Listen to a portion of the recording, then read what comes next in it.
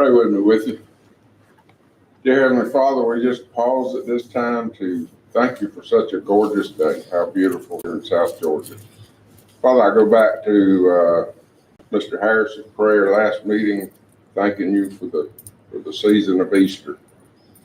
Father, I continue to thank you for that prayer and what it means to each and every one of us. We could never pay your son for what he did, but it will all impact us one day. Father, just be with us as we conduct this meeting, that we will be professional and that all of our actions will be pleasing unto you. For we ask all these things in Christ's name. Amen. Amen. I pledge allegiance to the flag of the United States of America and to the republic for which it stands, one nation, under God, indivisible, with liberty and justice for all.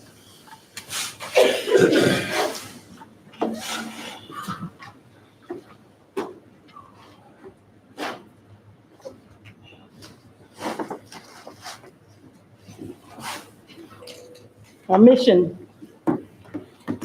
is to empower all students to reach their highest levels of achievement. Our vision is in partnership with the community. The Wayne County school system will be a progressive system where all students acquire the knowledge and skills to be productive, responsible, and successful citizens in a rapidly changing world. Our belief is that every person is worthy of respect. Every person has the right to learn and work in a safe, nurturing environment. Every child learns when actively involved in educational experiences that reflect the uniqueness of each student's abilities. Every child will be encouraged and supported to become a lifelong learner, preparing for a rapidly changing world. Everyone learns best when they are engaged participants in their learning. Literacy is the foundation of education, and family, school, and community are responsible for the growth, development, and the success of its students. Motion to adopt the agenda. So moved. Second. Moved in second. Mr. Ellis? Yes, ma'am. Mr. Davidson? Yes, ma'am. Mr. Harris? Yes, ma'am. Ms. Daniel? Yes, ma'am. Mr. McNichol? Yes, ma'am. Motion to approve the April 13th work session and April 20th call meeting. So moved. Second. Moved in second. Mr. Ellis? Yes, ma'am. Mr. Davidson? Yes, ma'am. Mr. Harris? Yes, ma'am. Ms. Daniel? Yes, ma'am. Mr. McNichol? Yes, ma'am. No public participation. Move on to our items of business, school system facilities. If it please the board, in previous meetings, we had discussed opening this system facilities back up for rental. That is a desire that the board has expressed. You have received information with regard to the language that we're going to put on the Facilitron website, the rental website, and also the prices that would be associated with renting, the additional prices that would be associated with renting the facilities to either mitigate or sanitize that facility. Is there any questions or concerns that the board may have with regard to us moving forward and getting that stuff on the website and preparing to open?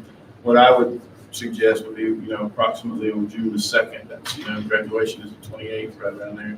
That would give us the weekend, one day for teachers to be gone or whatever, and then allow those things to be rented. Need a motion to that effect? Oh, yeah, I'm trying to remember back.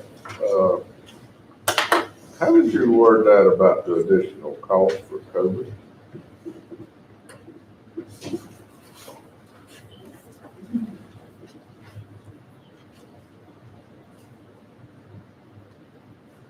We will put on the banner, which is the thing right on the front, that says the Wayne County School Board has released facility rental opportunities beginning June 2nd, 2021. Updates are provided regarding use of facilities and COVID-19 remediation / sanitizing costs. Okay. And then there's also some important information regarding, regarding COVID-19, the use of facilities. We updated that information. Also, we'll supply rental waiver release, assumption of risk type language as well. And then we will have the prices listed also so that people are fully aware of the additional requirements for COVID-19.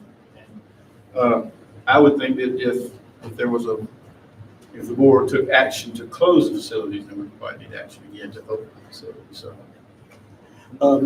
Question if I might, Doc.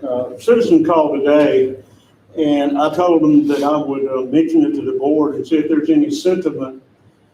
They were hopeful that we could open it a week earlier where they could have an event at the end of May. And I think, if I remember correctly, our discussion was that we really didn't want to change anything until after the school year and then take a fresh look at it.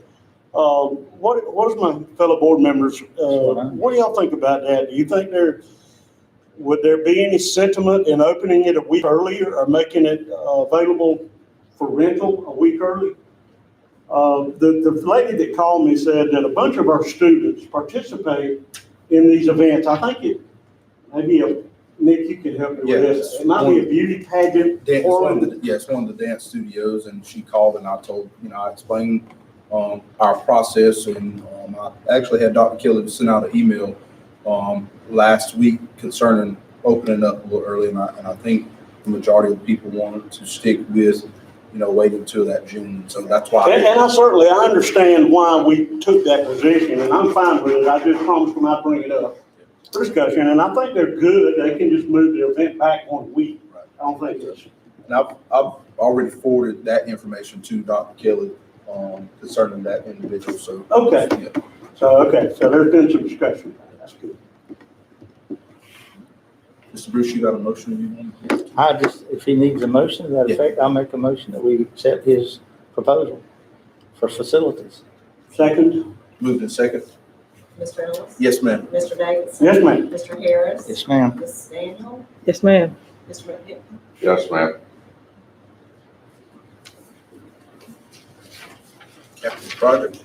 Capital project, so we have the track and we have the James E. Bacon project. We will begin OAC meetings, which is owner, architect, contractor meetings. They'll be held on site every 2 weeks to get updates and to be aware of the progress of the project. They will begin on the 29th of April, so I believe that is Thursday of this week. And so we will have those every 2 weeks. So you'll attend and you bring us back information. Yes, sir. I will attend those, and deal with any business that we need to deal with and bring information back to you at every board meeting regarding the progress. Right now, as far as the track is concerned, rough site grading is nearing completion and should be done within the next 2 weeks. The installation of the new storm drainage system and underground utilities will begin next week and continue throughout next month. They are tracking for everything to be completed. The goal is September. All right. I do want to ask one question. There was mention at one point about bleachers. And the contractor is wanting information with regard to what size bleachers does the board desire to put there or may want to put there in the future.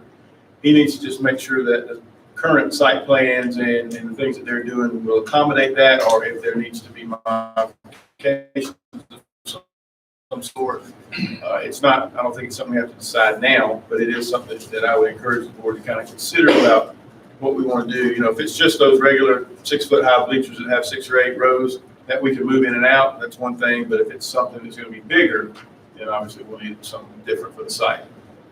Dr. Kelly, when we started on this, a couple of track parents came to me and was concerned about when we were going to relocate it. We had a little 6 foot bleachers. Said they just could not see around the track to see what all was going on. I would like for us to look at, I don't know what you call them, how big they are. I keep looking at Miss Daniel every time I discuss this. So every time I watch the news and the military over at Fort Stewart, their review grounds, probably. Elevated bleachers. The Yeah. bleachers are elevated, I believe, about 4 feet off the ground, I would say. Oh, is that what it is? Yeah, they're about 4, and the reason I said I'm thinking about my height, and when I walk by there, the bottom of the bleacher. Now, the top is a little bit higher, but Looks like goes up maybe 10 rows or something. I would like to look at possibly one of those. And then I think you could locate those, small bleachers around at strategic locations for the field event. Mhm. Question, and again, I'm going to rely on our resident expert, Ms. Sharon. Are there any Georgia High School Association regulations that determine the amount of bleachers that we have to host a state event? I know there is in football and baseball. Mhm. You know, I have no idea how many seats we would need for track, but I think we ought to look into it and see Yeah. if the Georgia High School Association has minimum seating requirements to host, for example, a region, a championship track meet or something. Right. I think we ought to look into that and see. Yeah, that'd be good. And I tell you who has hosted region track meets. I don't think they've ever hosted a sectional, but they've hosted regionals is, Ware County. And they have exactly what he's talking about. They have, that's how their, seating is. You know, there may one of the not other be things that's gonna benefit us- requirements about Right. minimum numbers of seats, but I think we Right. ought to look into it before. I think that'd be a good idea. I really will. And another thing, I'm almost positive. I can't guarantee it, but we usually host a Special Olympics. And I can almost guarantee you that they're gonna wanna use that facility for Special Olympics. And so seating will be, paramount, to have there, for that event. And so, that's something to consider. And usually they only field maybe they don't even field the host one side of the stadium, am I right? Right. Yeah, so, I think the seating, if we put adequate seating there, it would accommodate, even our Special Olympic events that we usually host here. It'd be real nice. Okay, so what I'm hearing is the board would like for me to investigate that, research that, and have information for you. Yes, sir. All right. Is there anything else about the track that I can answer? Any other issues or concerns or comments you would like to make?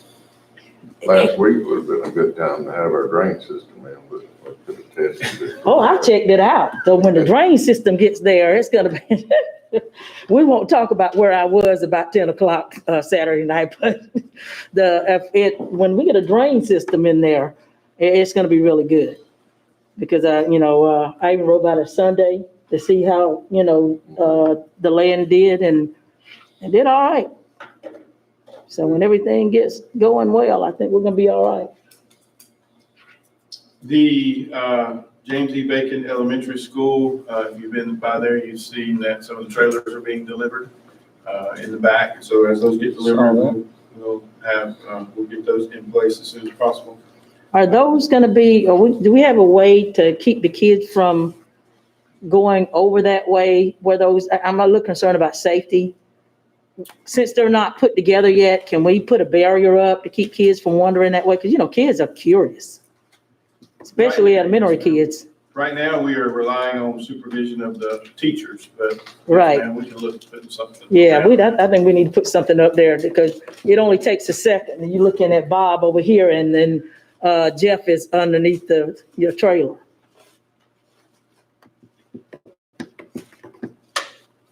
Okay. The contract is in place for that. TQ is issuing subcontracts and purchase orders, which is a considerable amount of paperwork and work to get everyone on board and moving forward for the project. Pre-construction meetings are taking place to schedule the work that will be taking place this summer, and it will primarily be utility relocate, site work, building pad for the new addition, and getting the new infrastructure in place for the renovations to follow. We have scheduled a groundbreaking ceremony for Tuesday, May the 11th. Only thing I need from you, from the board, is what time would you like for that to occur and how would you like for that to look? I thought we had talked about 5 o'clock. Okay? Before our previous, our meeting coming up at 6.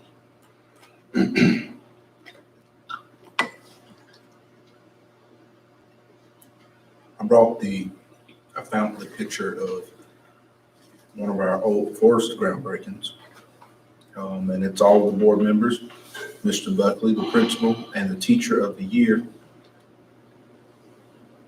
and the superintendent. So I wanted to bring that to show y'all that. Teacher year of that school. of that school. Right. I'm cool with That's a that. good idea. What date was that, for the groundbreaking? Tuesday, May 11th. There's no board meeting right now. You'll get with me and let me know. Yes. Which I want to do as far as people. That's good. Anyone have any questions, anything, comments about the James E. Bacon project? Doc, I noticed they're bringing in some portable classrooms over there. Mhm. There's some stuff going on. Yes, sir. We'll get those in place ASAP.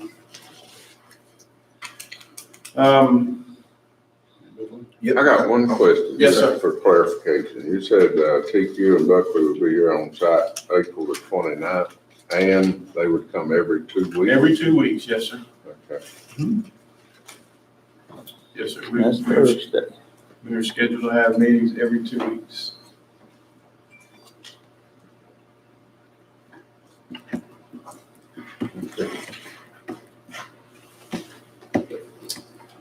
Budget. Budget. Okay, just some general information for the board as we move forward, working on the budget. We anticipate about a $500,000 increase in our ad valorem taxes due to a change in the payout of a lawsuit that I'm assuming you guys know about something we got money earlier than we weren't supposed to, or something happened like that. So, okay. So we were only paying, we'll be only paying $500,000 the next year, which means the budget revenue will be up by $500,000 because we budgeted $1 million. Interest rates are a little low right now on money that's held in savings, so our budgeted interest earned will be down a little bit from the previous year, but our intangible taxes revenue will be up just a little bit as well from fiscal year 21. Our title vehicle tax should be up about $50,000 from fiscal year 21. And we had mentioned one time before the previous meeting, I think, that our QBE increase from the state revenue had a reduction because of our QBE number, our FT numbers going down, but they also, you know, there was a cut or a decrease in the austerity cut. So we are to the good about $700,000 when you take those two things into account. And then there's a reduction of other miscellaneous revenues from local sources, you know, in about the amount of $100,000. But we've also increased revenue for fiscal year 22 as compared to fiscal year 21, approximately a little over $1 million. Okay. What we would like to do is, and I understand from previous conversations with the board that we would like to, you know, reinstate some of the budget cuts that we experienced, you know, in previous years. So it is our goal to reinstate the $500,000 to maintenance and operations that was cut from last year, reinstate the budget to the local local technology budget of about $100,000 that was cut, reinstate the budget to travel expenditures of about $50,000 that was cut from the previous year, reinstate professional learning monies of about $25,000 that we also cut from previous years, and some other expenditures, you know, that we'll be able to do with increase that we pay with local funds. So we are looking at, when all this comes out, we're looking about $300,000 currently positive net effect for the fiscal year 22 budget as compared to fiscal year 21. Will we be able to do anything for athletics since, you know, a lot of those programs rely heavily on fundraising, and due to COVID, they were not able to, you know, do those. Are we able to do anything for those programs to help them? And as well as they were, just like maintenance was cut during that time, our athletic budgets were cut as well. So I'm just, you know, wondering, since they weren't able to do those fundraisers, is there anything we can do to help them out? My response to that would be, if there were cuts from the previous year with regard to their allotted budgets from the, you know, from the board, from the general fund, then, you know, we're looking at, you know, reinstating those cuts. Now, I was not informed that there were cuts, you know, to athletics specifically, but we should be able to do that. And as we move through the budget process and get a better handle on exactly what the numbers look like, then, there will be things that we can look at that, if it's desirable by the board, that we can look at doing with any increased revenues or budget, Right. budget allocations that we may want to do. Those cuts were about 3 years ago, weren't they? No, we Was did it two two? different cuts. You did a cut last year and then you did a cut in previous year. Yeah, right. Okay. Yeah, I knew there were cuts. And like I say, on top of it, the fundraising is just not, they haven't been able to do it the way they have previously been able to do it. And that's, kind of what I was asking y'all to, support would be that, as we have discussions about adding things back, is that we didn't forget about those places that were cut. I know we talked about putting maintenance and technology back, but some of these programs were cut. And I think before we start adding new things, we need to focus on trying to restore back some of the things that were cut. I don't think a lot of people realize that a basketball costs about $70, $80. I mean, it is what it is. To get a practice basketball, you're lucky if you can get one for $50. But I mean, that's just how much everything costs. That's just the basketball. And they only last for so long. We would like for them to last forever, but they only last so long, So those are things that are necessity that they need.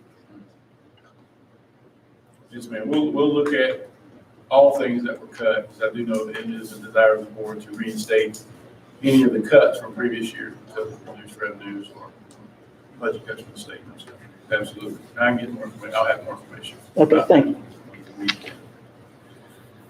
Did want you to also know that we feel like salaries is going to be somewhat consistent with what it is now when you look at resignations and retirees and the amount of money that, they account for. And then as we bring on younger, less experienced or people that are, not as high on the pay scale. So we do not anticipate any significant increase or decrease in salaries with regard to next year's budget. And, also we do have, CARES money 2 and 3 that we are currently looking at and, allocating, budgeting some of that money as we move forward to also assist us in some of the things that we have experienced with regard to the pandemic. And we will have, hopefully our goal is each meeting to have more specific information for you as we move forward through the budget process. Any questions for me about that? We do need to plan to have a call meeting prior to a board meeting or a separate day.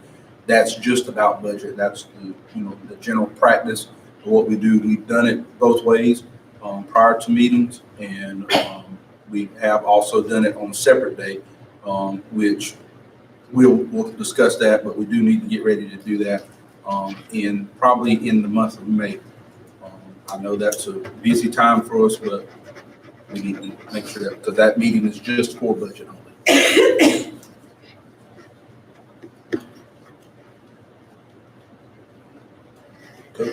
COVID-19 update. For the week of 4/12, there were no positive student cases. There were 3 positive employee cases during the week of 4/12. April 12th, and then the week of April 17th, 1 positive student case, 1 positive employee case. So we continue to do, to comply with the protocols, and we continue to see very similar numbers, a few cases here, a few cases there, a few quarantines. So, no significant events that we're aware of with regard to our students or our employees.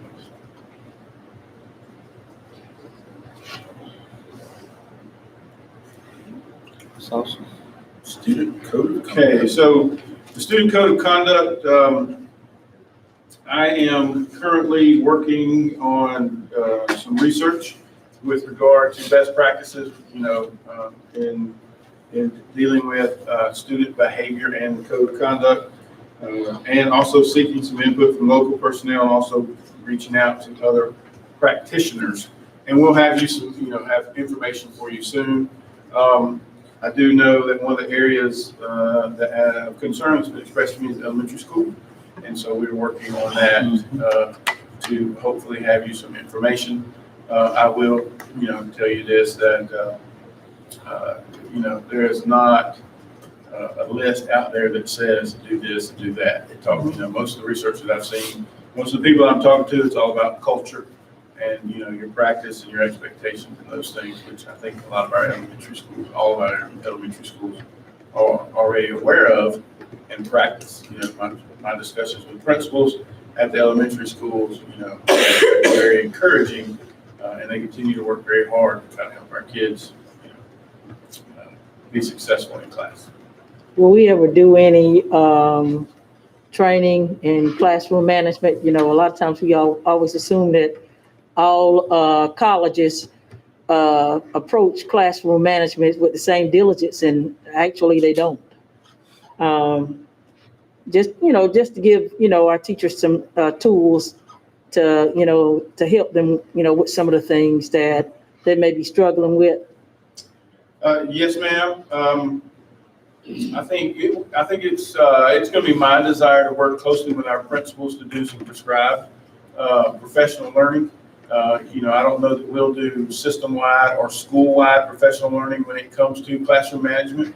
I think for me, what I would like to see is our principals and some of our central office support staff, work with those that need it and utilize some of those that are very, very good at classroom management and, changing the different behaviors of our kids. And, we'll also bring in those professional supports that are needed if we have tier 2, tier 3 type of students, and another thing that Ms. Denny is really working on is our tier 1 instruction, which is just our basic everyday instruction. I don't know if basic is a good word, but what we do every day in class to engage kids, an engaging classroom will, in many cases will limit the issues of inappropriate behavior. So we are working very hard to have those things addressed as we move into the new year and continuously work on those as we move throughout the next year. Some of those things include cultural diversity training. Yes, ma'am. Yeah, because that's something that we've kind of struggled with in the past. Dr. Kelly, I do want, as we are exploring these options for elementary, there is definitely a need for the discipline component for elementary, because there isn't really a set one in stone, and we've seen an increase of activity. I know from a law enforcement perspective, we're dealing with a lot of elementary behaviors, and really our hands are tied because the Department of Juvenile Justice doesn't see kids until they reach the age of 13. So we're dealing with these 9 to 12-year-olds that seem to be having more outbreaks at school, and there's really nothing that we can do as a law enforcement. But it's also I just had a parent discuss about what more can the school system do, because they're not acting up at home. It just seems to be an issue at the school. So I definitely know that there's a need there. I do want us to also look at some of our alternative education. Prior to Dr. Brinson leaving, we had some discussions during the process of the superintendent search about our alternative education and expanding those services and improving what we're doing.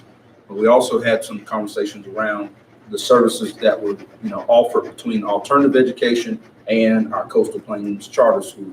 And there's been a few conversations around what types of kids will be accepted into the Coastal Plains Charter School and what would not be accepted. And as I explained to Dr. Brinson, when we decided to put the Coastal Plains Charter School in place, my mindset was that it was a second chance type school for kids who had dropped out and no longer wanted to be in the regular setting of education. And I think we've kind of developed a new mind of what's supposed to be going on. And so I know that you're going to be a part of that. You'll be taking Dr. Brinson's place as one of the board members for that. But I do want us to have some conversation around what we're offering in our alternative program and also what's available for kids at the Coastal Plains, and the agreement that we need to have between the school system and Coastal Plains as far as students leaving our district and going over into their role. There's been a few discrepancies. I know that I've had to deal with a few things in talking with Dr. Brinson and Mr. Day, the current site director. So I want us to, be intentional about those conversations when we're dealing with this, student code of conduct and best practices. But one of the things- I'm sorry. One of the things that they talked about yesterday at the, on the governmental, operations committee, through GSBA was that, the state and the senators, I believe it is, have, they passed the bill, or the bill is up for technical schools to actually offer high school diplomas. And that is something that they're looking at, that individual would have to have completed the core for 9th grade. And, they were saying that the programs like Coastal Plains wasn't working, it wasn't beneficial. But of course, I'm sitting there and I'm thinking, well, it's working in Wayne County. It's beneficial for us. When I look at that and I see 30 cars, out there, and they're primarily all the students, it's working for us. But that is what they're talking about doing. So I'm not sure if that's gonna take away from that and they're gonna move it all over there, or what that scenario and situation will be. I questioned about the age, and now they said the age would be 16. They would have to be a dropout age, would have to be 16 to, I guess, 21, 22. That's what I was told. Now, whether or not that is gonna be the final case with that or not, I don't know. So there are going to be some other things that are going to come our way that we're going to have to look at as well. And we also need to be prepared. Foothills was the actual, I would say the program that was, kind of like, we're going to see how it works. Just the pilot program, right? But there's been some discussion from the legislative side of things. There's been some discussion from the legislative side of things that there's going to be the cost of those things being transferred back to the boards, to the local boards wherever those schools are held. So there's definitely some conversations that we've got to be involved in, and especially as we definitely want to see it work here. It's been good for our students, but we've got some areas to improve with the programs that we are offering as well for our alternative kids. Dr. Kelly, I had a phone call from a concerned parent. Evidently, and they did some research on it, and I know we're talking about student discipline, handbook, the disciplinary section of it.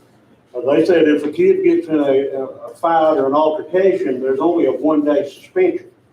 And that parent said they thought that might be a little bit too lenient, maybe a little bit more harsh penalty, but also understanding, we want to keep them in the classroom as much as we can.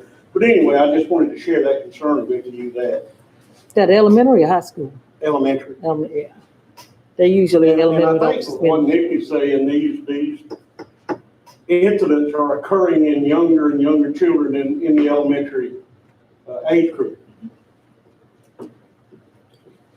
And there's really, there's really, when the law enforcement gets involved, either from the school resource officer or from the perspective of 911 being contacted, when we get there, if they're not at the age of 13 years old, there's no juvenile justice to contact and call. They do everything off of a point system, but you have to be at least the age of 13 to be apprehended and taken to a regional youth detention center. Now, disruption of school, back when I worked for DJJ, disruption of school happened. That was an offense that you could be apprehended for. Now, disruption of school is not for a juvenile. For an adult, yes, that's a serious charge for an adult. But for a juvenile, disruption of school is not one that meets the points of being apprehended and taken into custody. We are currently working on and talks with our principals and our central office staff about, not only discipline of kids, but what is some of the root causes of the behaviors and why are we seeing those behaviors? So we're looking at all aspects of behaviors in the classroom, especially in elementary school and as they move up through middle and high school. So, there's some social emotional things that we need to look at. There are some resulting issues from the pandemic that we need to look at. And so we're going to, it's my desire that we will look at this holistically and, be able to formulate some form of response to our kids, and the behaviors that are going on in the classroom, because ultimately, those behaviors limit not only their own personal achievement, but also the achievement of others in the classroom. So I got a question. You started talking about alternative school for elementary kids. The one thing I don't want to happen is if you do an alternative school for elementary kids, what I don't want that kid is that kid to be banished to alternative school forever. There should be some type of plan for that kid to be able to progress out of that situation. I also don't want a situation where that kid is just there and that kid is not being educated. So when we're looking at that, we need to be looking at, okay, we're gonna have to put some money in it. We need a certified teacher, not just somebody just throw it in there to say, okay, we've got an alternative school and a place to put this kid. And now this kid is quote unquote really left behind. So, I just think that, we just gonna have to really look at it. And I know talking to you before, you've got some good ideas, so. yes, ma'am, Yeah. we are actively working with this issue. School-based initiatives. We have, the first thing I would like to say is we have a couple schools that would like to, explore some opportunities for their students. And I want to go on record saying that, I support schools and their desires to do great things for their kids. And, am not one that necessarily supports that everybody has to do the same thing. I think we want to try some things, certain schools want to do some things, and it's successful, then obviously we can, apply that throughout our school system. So one of the things that one of our schools would like to do is one of our elementary schools, Arthur Williams, would like to institute a form of a block schedule. Their rationale is that in elementary school, students get about 120 minutes of ELA, reading, and math. In the middle school, they get about 60 minutes, so that goes down by half. And then when they get to high school, it increases with a 90-minute block.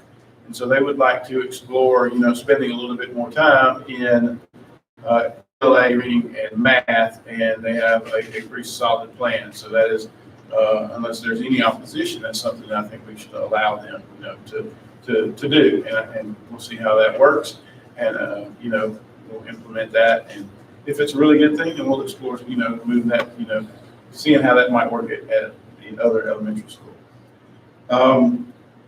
And then James E. Bacon would like to incorporate some STEAM initiatives into the school day.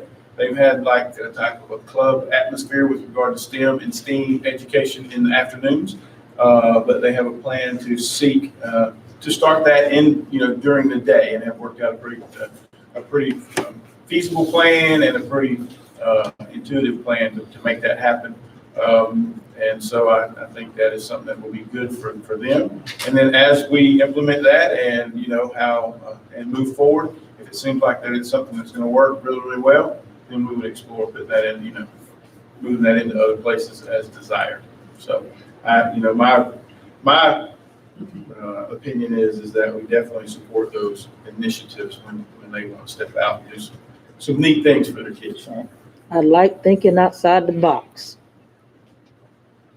So my only requirement there is that if it is successful, they have to share. Oh, yes, most definitely. Most definitely. So any discussion or questions for that? I think it's a good idea. We always talk about equity, and a lot of people don't understand that equity does not actually mean equal. And so that one school may need to do what they're doing based on what their students need. And so it makes them equitable to the other school because they have a different need. And so you're trying to meet those needs of those students. And I like that James E. Bacon is piloting, that particular program and everything. And, just as Dr. Simon piloted the I-Ready program, and now we have it in other schools, and that's just the way things are done. And, and I appreciate you supporting, our principals and doing and seeking new endeavors to better our students. And one thing I'll just say on that is when we do see that it is working and you start seeing results, what the other schools can't be as afraid to try and afraid to do it. When Leader in Me first was introduced, everybody was like, oh, it's new, it's something that's going to take up our time. And then you started seeing the results from it. And now we've really started seeing the results now that we've had it a few years. And it's something that I think as a district, it's going to help us change how we view leaders, how we train leaders, how we teach kids how to take responsibility and put first things first. And it's working. I've been more impressed with it this year, especially in the pandemic, when you start seeing how the leaders, even from elementary and middle, are taking the initiative to help their kids sanitize, help people sanitize, and remind people about wearing face masks and being safe. And when I started seeing that this year, I was like, man, this really is working in our district. It's really changing. And so I look forward to, this block thing that's going to make an impact in Arthur Williams and STEM and STEAM at James E. Bacon. But when it's working, we want our schools to get on board to do it.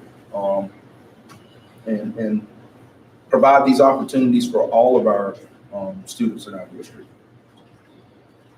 You mentioned the new things. Are we ever going to get music back in our elementary schools?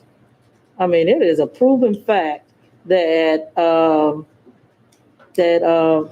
music actually helps with math. You got to count. You, Learn 8 notes, quarter notes. Mr. Bruce know what I'm talking about, don't you?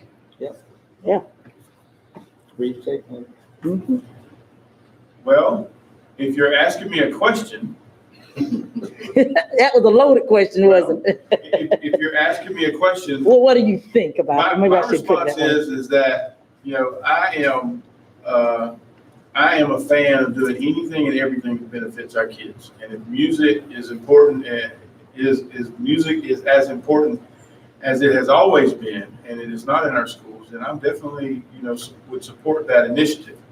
But I'm also realistic enough to know that, there are things that come along with that initiative that we have to be able to do and sustain. And if we can do that, then absolutely. But, I don't want to come out and say, yes, we can. Right. And not be able Yeah, I to know do you gotta it look at budgetary things. with fidelity. If we're going to do it, we need to do it right, or Mhm. wait just a little bit until we can do it right. So, Okay. yes, ma'am.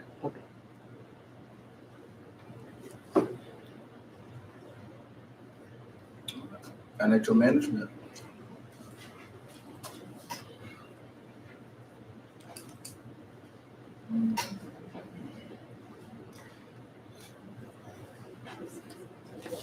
Good evening, RJ. Hello, How you doing I'm today? good. Sorry for my attire tonight. I just left the ball field. I was pulling up when I got the final text that we lost 8-7 tonight. So, Oh, it was good though. We're proud of it. Let's get started on the March financial report. Over on page 1, you will see that the March bank balance was $3,529,643.89. The savings account has $10,942,213.57. I've been really proud of that savings account, that we've been able to maintain that still. That's a good thing for us to have that surplus, in case that down the road it's needed. And so it has maintained very well so far. I have been pretty proud of that. Over on page 2, you will see that the fund balance is $16,782,506.27. That is actually down a little bit, and I will go into detail of that when we go through these next couple of pages of why that's down just a little bit this time. Over on page 3, our current month's revenue was $3,801,232.36, with the year-to-date revenue being $34,002,596.63. On pages 4 through 9, there's the current, on page 9 actually would be the current month's expenditures of $4,825,741.30, and the year-to-date is $31,003,972.02. Now, obviously, you can tell by those two numbers there from the month of March, we lost about $1 million in the month of March. Now, I do not want y'all to be alarmed by that, because let me give you 2 reasons why that happened. Number one, the month of March had the bonuses that we pay to every employee in the school system. That was paid out, the reimbursement had not come back from the state. So that was a big hit right there from the get-go. The second part of that was we had a large amount of Chromebooks that were paid for that are going to be reimbursed from CARES money. So we've got probably about $1.5 million worth of reimbursements just in those 2 reimbursements coming back. So it went down in March. April we'll see a kick, and in May we'll probably see a very large kick coming back. So it was not out of the ordinary. It was to be expected. I knew we were going to take a hit in the month of March because of those 2 events. But we were prepared for it. We were in good shape. We will get that money back. That will not be a problem. On pages 10 and 11, over on page 10, you will notice sales tax. Our sales tax number was $342,694.53. I like to remind y'all that's a good number for us. Anything over 300,000 is a good number every month. Over 300, adequately make sure we make our bond payments. And then, of course, the excess is used for capital projects, which we all know is very important as well. So that's a good number for us. The year-to-date now in that fund is $3,375,149.34. So we're in very good shape in that account. Leading up over the next few months, in about 4 months, we will make the, I think it's in September, the actual debt service payment, which will be the principal and interest. I think it's around $2.5 million. So we're already ahead of pace in what's in that account at this point.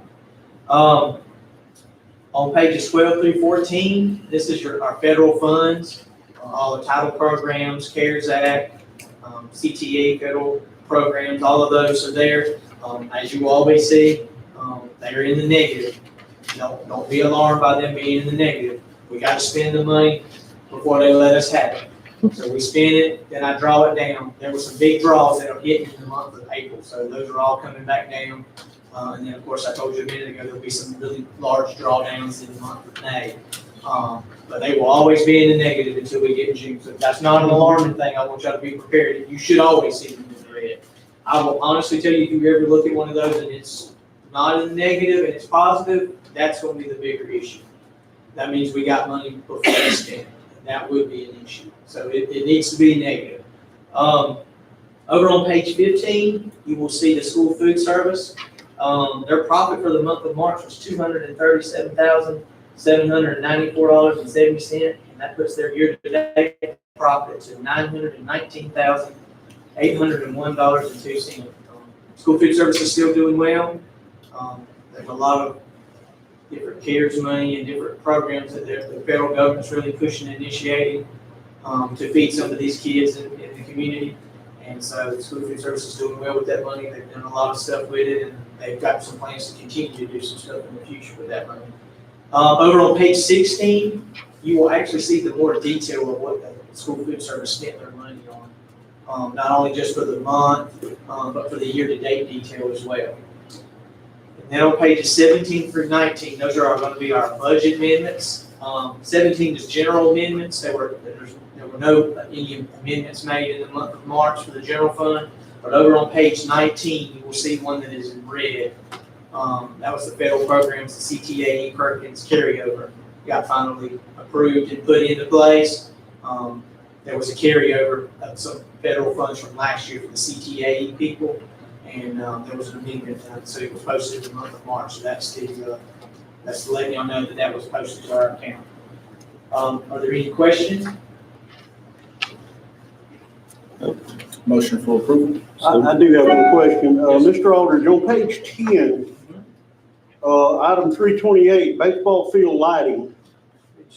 Help me understand what's going on there.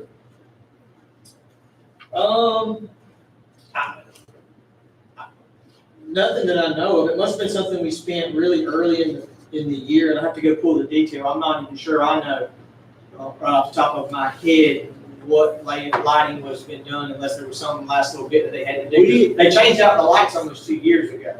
Right, that's what I was gonna say. So I'm not really sure what would be, I just can't think of the detail. The only thing I even know they've done at the baseball field was, that new net that they put up Right. recently. I was just wondering And that if wasn't- maybe it and I can was, tell you, that's not it. That's I was wondering if it was labeled wrong. Maybe it was softball field or something. I don't believe so. When I get back tomorrow, I will try to pull that, Ray, and if I find some detail, Sure. I'll try to shoot you a message and let you know. I appreciate it, man. I'm not sure what that is, to be honest with you. Yeah, because it says $7,692. That wouldn't be lighting, no. Yeah, I don't know exactly off the top of my head what that was. I'm just wondering if maybe that's something You know. that come through the billing cycle late or something and we had to catch up on or something. That happens more often than you think, I'll be honest with you. We see that quite often, with bills coming in really late, and then they want payment, and then we're like, well, you just sent us the bill yesterday. You know? So, any other questions? Everybody. Thank you, buddy. Motion for approval. So move. Second. Move to second.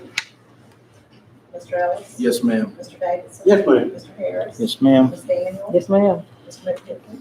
Yes, ma'am. All right, the next thing I want to cover is the finalization from the FY20 audit report. This is the exit conference letter that was addressed from the auditors. Nick was in the meeting, but of course it was a virtual meeting. It was a couple auditors, myself, Nick, and Dr. Brinson at that time. It was still in the month of March, right before the end of the year when they had this exit conference. We did great in that we got this audit done by March the 31st, which was vitally important for us. That puts Wayne County back as a low-risk audit candidate as far as the state is concerned. Two of those in a row by that certain date. And so that's a good thing for audit purposes. When they come in to do things, it's a little different process and it's better and easier on us, which is a good thing. They also usually come and audit us sooner, which is also another good thing. In this report, you'll kind of look there in that first couple sections, and I'll try to address what I can. That first section there just says management responsibilities. They just lay this out of what we are responsible for as the Board of Education system. We are responsible for the financial statements themselves, the notes, compliance with federal programs, all of that kind of stuff, and the internal controls that we do inside of our own system. The auditor's responsibility is to be independent from the school district, obviously. They're responsible for expressing an opinion on our report and also telling us if we've got any issues that we need to work on for next year, anything that they see in internal control wise, anything like that. That is their responsibility to us. This just lays that out. Who does what. The financial statement of opinion is unmodified. That is the opinion we want. Got 3 or 4 other possibilities, and you don't want any of that. This is unmodified, is the audit opinion that we want for our audit every year. So we did succeed in that. Over on it's on the next page for me, so I think it would be draft audit findings. They notated no material weaknesses or significant deficiencies in not only our financial statement, but none in our federal award findings as well. There were a few comments that they did give us, a couple of things they want us to change, a couple of things to update, things like that. Very, very minor. If there's ever an issue, it's going to be right there in draft audit findings. I can promise you that. If they can just say none noted, that is the best response you can get for an audit report. Are there any questions? I would just want to address this, other items noted. This was brought up. The way they have us listed, our are not as board members. And so we needed to, that's been something that's been on there for quite a while. So let's try to get that changed. Some of y'all are still listed as your positions when you retire. Yeah, Yeah. I forgot, what was I listed, I forgot what I was listed as, but some people are paraprofessionals, some are.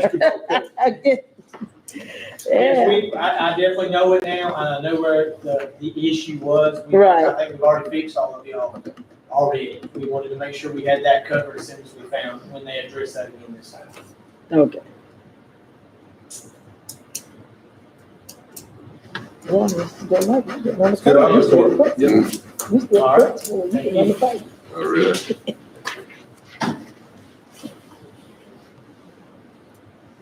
All right, we'll move into executive session to discuss or deliberate upon employment and employment compensation, hiring, disciplinary action, or dismissal, or periodic evaluation or rating of a public officer or employee, or to interview applicants for the position of superintendent. Have a motion for executive session. So move. Second. Move in second. Mr. Ellis? Yes, ma'am. Mr. Davidson? Yes, ma'am. Mr. Harris? Yes, ma'am. Ms. Daniel? Yes, ma'am. Mr. McPherson? Yes, ma'am.